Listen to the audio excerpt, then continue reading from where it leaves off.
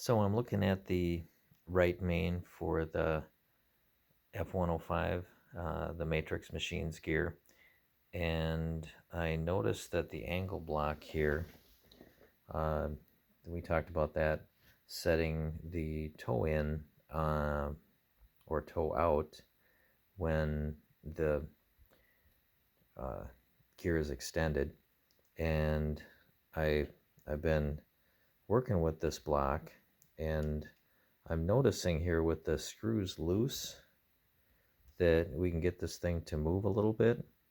And if you see, by by moving it out away from what it's bolted to, it actually gives the wheel more toe out. So I'm thinking maybe it's practical to put a shim underneath here and see if that gets you close to the toe out that you need. Something to experiment with. So basically, if you put a shim at the base of the block, and obviously I'm exaggerating it here, but if maybe a 1/16 inch shim, if that would help get things closer. Could always remake the block, but this would give me a better idea of how far you need to go to get the angle you want. And as it spaces away, you can see it kind of pulls the block at an angle like so. So the hole for the pin would need to be put in at a different angle to accommodate that.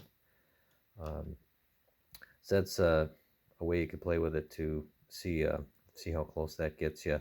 So I've drawn up a bigger block that takes up a little bit more of the space, but I think the adjustable ferrule with the set screws is maybe a little impractical, especially since you'd have to, in order to change the setting on the ferrule, you'd need to take the block out to change the set screws here, and you probably have to take the retract out of the wing to do that. So option B would be to turn this hole into a slot